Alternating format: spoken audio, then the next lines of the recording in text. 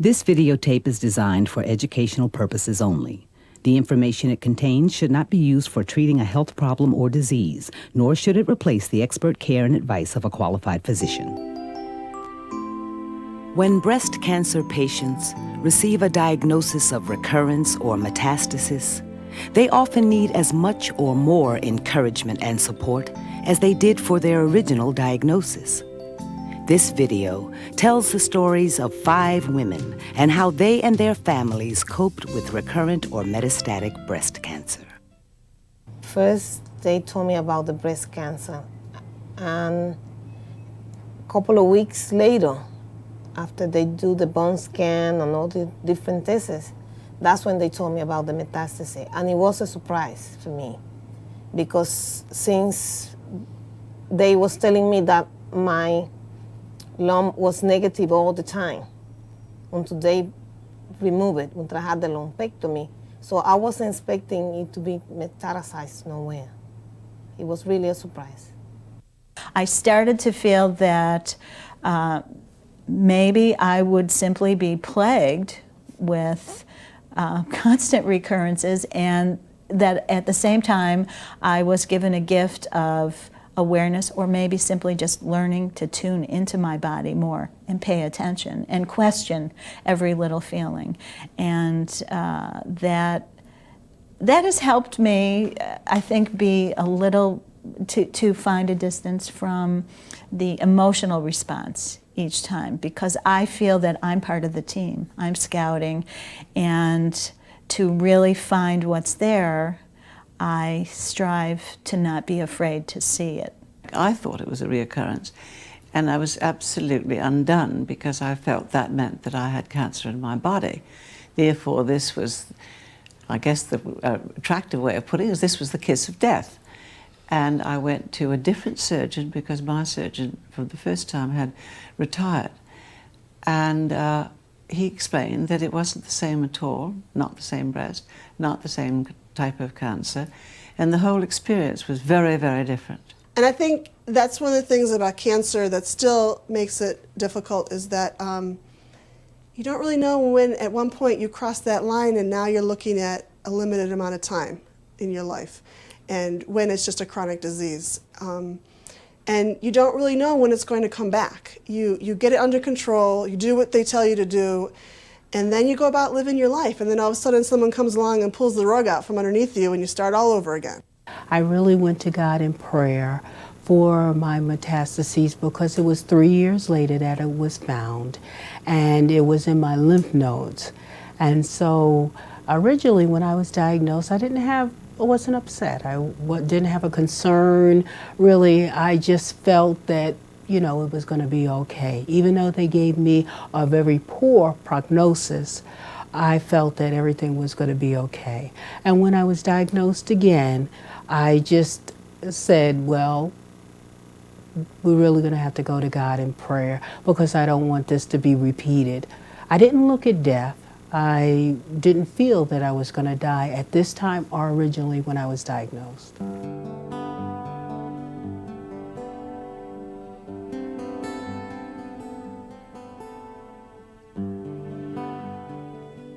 I really don't know who it's harder on, either my husband or my parents. I think from my parents' perspective, it's their little baby who's, you know, there's not a Band-Aid that you can put on this, you know, whereas when I was little, I'd get a cut, they could just put a Band-Aid on it, everything was fine. So I think that's difficult, because they don't have any control over this. And they're seeing it from a parental lack of control. And then my husband, with the needing to fix things and having control over things as well, doesn't have control over it either. And I think what's harder for him is that he sees the day-to-day thing, especially if I'm going through treatment and it changes my appearance or it changes my energy level. He sees that. He sees that every day. And it affects him, because if I'm not doing something that I normally do, then he needs to do it, or he needs to see that I'm not doing what I would normally be doing. So I think in that sense it's difficult. And I think it's also difficult for him, and I guess I'm just guessing here, but as a man, to really open up and own some of those feelings and own some of those thoughts, because you know, he's supposed to be the one that's fixing everything and, you know, making it okay. And he really can't do that. Each time something new happened, or I was researching a new treatment, or had a new diagnosis, or had a new battery of tests, and so results were coming in, I felt the obligation to share information with this huge group, this huge family group, just taxing me to the point of a very oppressive weariness of spirit more than anything else. And I became a little resentful after a while. The doctor that I have at the beginning, she was a good doctor because she knew about medicine. But she was terrible communicating, and she was terrible answering questions, and Hispanic. Hispanic family, they want to know about it.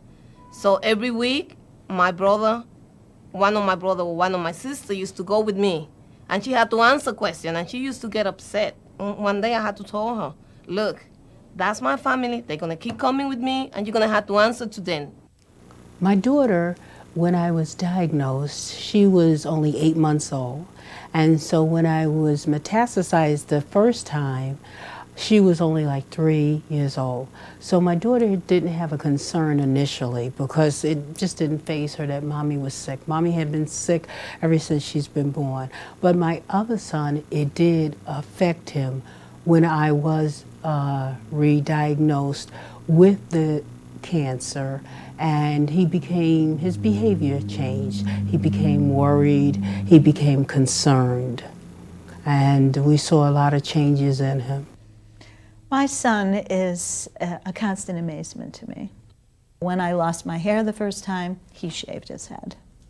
And he, flies in. He drove in during a blizzard when I had just returned home after a stem cell transplant. And, although he tells me now he was just horrified at how gray and, barely alive I seemed. He walked in, got out the Scrabble board, we sat down, and it was, okay, let's get our minds going, this sort of thing. So he continually delights me by reminding me that sharing this has been another learning experience for him, and I think we are closer for that. And every now and then he'll call me and say, "Can you believe it? We're still going." And it feels great. Most of the time it's hard to get through to my mother, but what I'm trying to do lately, I try to call her often and let her know that I'm doing okay. I'm trying to be happy. Even if I have a pain, I don't show it to my mother, so she doesn't worry, because otherwise she wants to do some remedy for me, and she wants to put it on me, or she wants me to drink it. So what I do, sometimes I try to go around her and not to tell her anything more than I really need.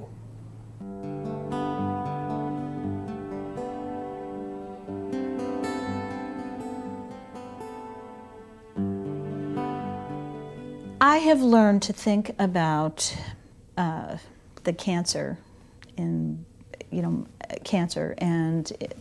the metastases and recurrences that I've experienced as an ongoing something. I have stepped around the idea of curing, eradicating, fighting, conquering, and I have explored the possibility of accepting that this is a chronic disease for me, and that to thrive personally, I need to find a way to balance, to share my body with this,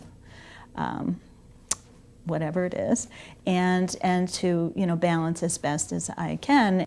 Cancer isn't the only thing that's happened in our lives, and so it's just one thing, and you cope with it seems to be, and move on. As I said, if you're going to ask me about my health, I'm much more worried about pneumonia, and I also am very worried about going blind, because one eye has been lost due to glaucoma and the other one's hanging on.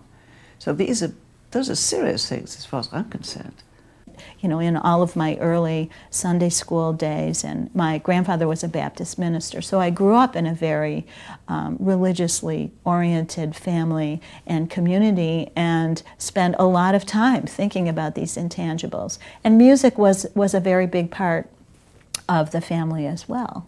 And so, somehow it's all wrapped up together for me, and it's been really helpful, because when my heart wasn't really into feeling positive, music could always move me back to that place. Just did. I kind of thought that as time went on it would be easier to deal with this, but it gets harder. And I think it's that unpredictability of it, and I think it's that abruptness where your life is fine, things are good, you're happy, you're healthy, everything's great one day, and the next day you go to your doctors and it's, that's it. I mean, it's okay, you have to go back on chemo for an undetermined amount of time, and we don't really know what kind of side effects you're going to have and what it's going to do for your life, and if you can work or take care of your child or do whatever it is that you were doing the day before. And that makes it very difficult, and it makes it very difficult to cope. And but I'm lucky. I have someone in my life, a cousin who's a best friend, and I just get on the phone with her and, okay, now how am I supposed to be thinking again? And she reminds me, to those, the biggies that keep me going. The humor and prayer, my support system, and my will, my determination that this is not the end. This is just one more hurdle.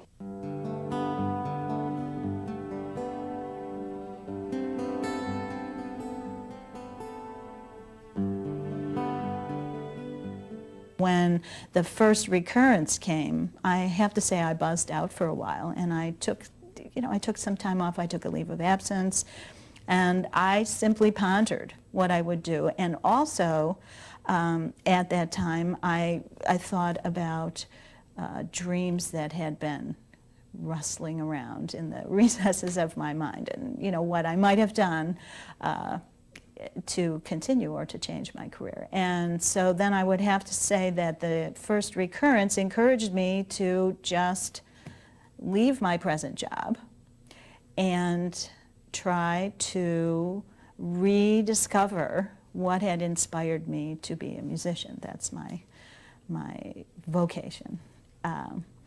And so it really pushed me, I think, on a personal journey that in many ways saved my life, emotionally and psychologically. I just felt that there was something that I needed, and I didn't know what it was. So I went to a church. My son was attending this church, and I heard about Jesus Christ. And when I heard about Jesus Christ, my heart became gladdened. I didn't know what the void was. I didn't know. There wasn't a sadden. It was just that a part of me was not complete. And when I accepted Jesus Christ into my life, that's when my life became fulfilled. Having had cancer is the best thing that happened to me. It sounds strange, I guess. And sometimes when I go to the support group and I say that in front of someone that is just diagnosed, they think that I'm crazy. But I think it's the best thing that happened to me because it made me realize that life is not just going to work, sit in front of a computer, come back home, do things for other people, being involved in the community. I used to be involved in the community. I used to be doing a lot of community work, a lot of church work, but I wasn't taking care of myself. So that's why I think it's the best thing that happened to me, because now I realize that I'm a person, that I had to take care of myself.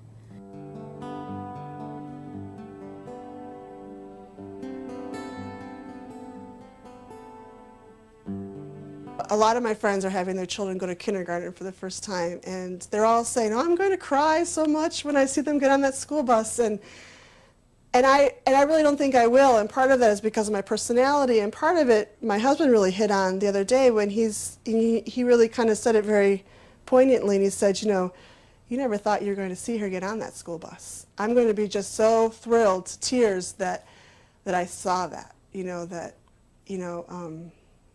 I'm not going to be sad. You know, I'm going to be happy. I'm going to be thanking God that I did that. Even though I've had 3 or 4 metastases, I don't feel that it's a chronic disease.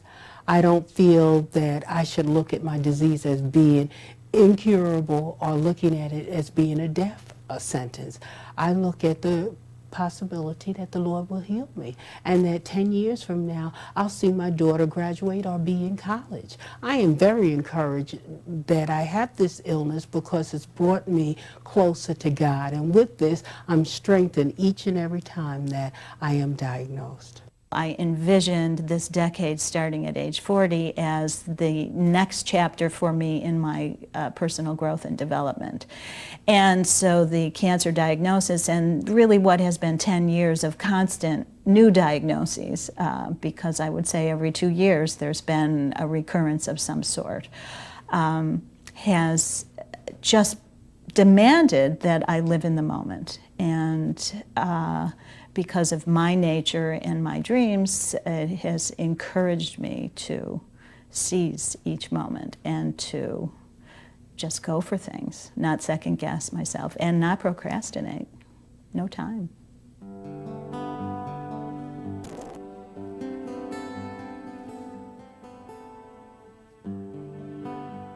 And so I think that you have to say, I have cancer. Now, what am I going to do about it? I'm going to get the best treatment I can. I'm going to fight it as best I can. And I'm going to be as positive. And if I can't do it alone, then if I'm a churchgoer, I'll go to my church. If I am not and I have a therapy group, I'll go there. But I will definitely keep myself positive. I only would say that they shouldn't get pity of themselves. Don't get pity of yourself. And to be proud of whatever they have to go through. And don't be ashamed that you have cancer. I take one day at a time, and it's very important to me just to say, I've made it through this hour. I've made it through this day. I wasn't sick this day. I was sick this day. I was able to feel the pain. Thank you, Lord. I can feel pain. I didn't tolerate this food, but thank you, Lord, I was able to eat this food. It may have been a small amount. I just take each day as it comes. My advice to anyone facing recurrence, metastasis, any diagnosis of anything catastrophic, is to assemble a great team that you believe in. Audition the people who are going to be working with you or facilitating the treatment. If the chemistry between you interpersonally doesn't feel good, then audition a few more people, because there's always another choice, and how you feel is the imperative. The message that I mostly want to get out to people is to not be afraid to do second opinions, to not be afraid to try different things, to not be afraid to say no to something, that to remember it's still their body, it's still their decision, and that if chemo was really terrible the first time around, that maybe it's not going to be necessarily any better the second time around. Now it may be because the new treatments are better, but not to be afraid to say no and to go find other opinions and to see what other people are doing, and to become even more empowered as a patient, and to really make sure that the doctor that they're going to is looking at everything, not just the medical aspects, but the quality of life and the whole picture, and to not give up. Cancer is not the end of the world. Cancer is not the end of your life. And having cancer doesn't mean that you can reach other people. You can help a lot. You could be useful. You could do things to make other people's life better. Cancer won't take that away from you. And the only regrets that I have from cancer is that it took away my dancing and my sweet, because I developed diabetes after that. But even though I don't regret not to dance, because I could teach other people to dance.